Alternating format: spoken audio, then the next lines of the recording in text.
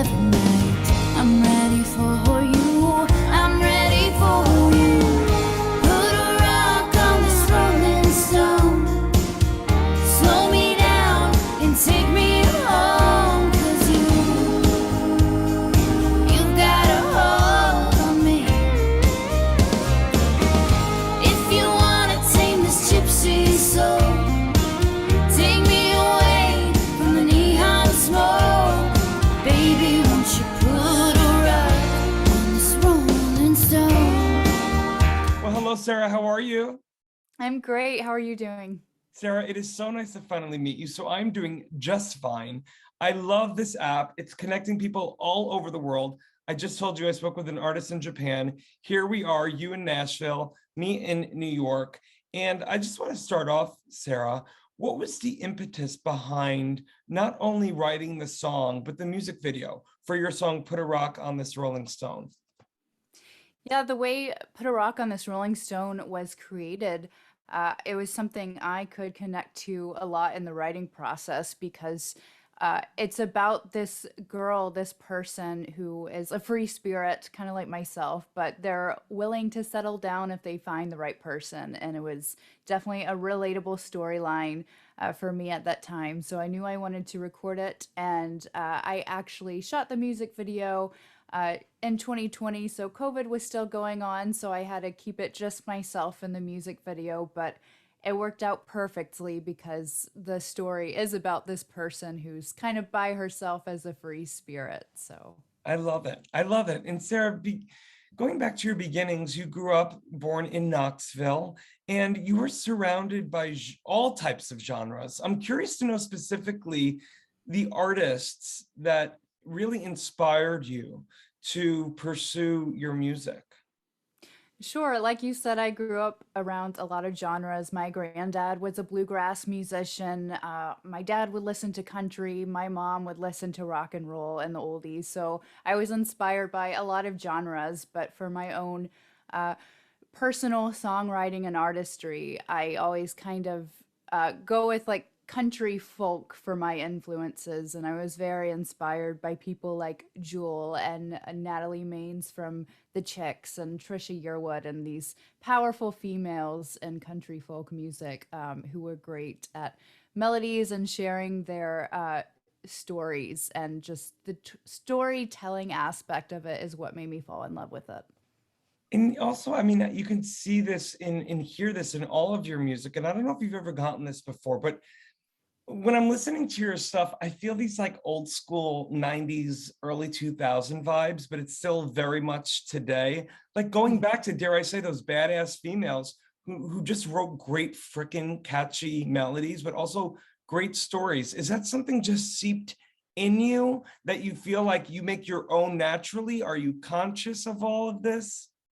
Yeah, I think it really comes naturally to me. So I become more conscious of it during the production stage of the songs, but I somehow always incorporate like the modern feel in production, but always give a nod to like the 90s or, you know, what I grew up on. So it's definitely something that just comes naturally to me.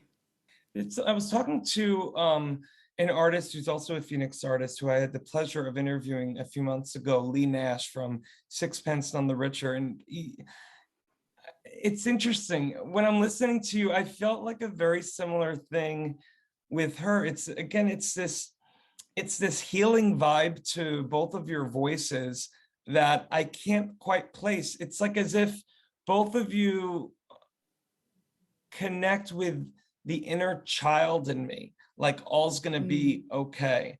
And I don't know if you've ever been compared to Lee Nash, but there's something about both of your voices for me as a listener. Your voice is so incredibly healing. Have you gotten that before? I have, and thank you for comparing me to her because definitely has kind of a relaxed voice, which I've been described as having. But you know, one of my missions as an artist has always been to create music that can heal or help other people. So I think it's just my natural voice that is kind of relaxing or healing, I guess. But I love to use that as a gift and to create music that can help people, or even volunteering for musicians on call who patients in hospitals who really need music. So I love to use the healing aspect of it as a gift for people. It's incredible, Sarah. Well, listen, I can speak with you forever. Before I ask my final question, I want to let the audience know for more on the incredible Sarah Harrelson. You can read more about her right below this video. Sarah, when I was researching you a few weeks ago and found out about the special relationship you had with your granddad, I couldn't help but think about the baton that you hold for him and for your family. Is that something that you hold very near and dear to you when you're creating, realizing that you are part of this musical lineage, but also one that you now are going to carry forth? It definitely is, and my granddad was my main inspiration for pursuing music. He always encouraged me to keep going with music, and I received his accordion that he would always play when he passed away. So I keep his accordion and play it sometimes, but he's definitely an inspiration for my music that's written now and music to come. Amazing, Sarah. Well, listen, I cannot wait for more music to come. I know our audiences, all of whom we have thousands upon thousands of subscribers who are going to be listening and getting acquainted with you. I don't know why they aren't already. I don't know how I wasn't already, but here we are.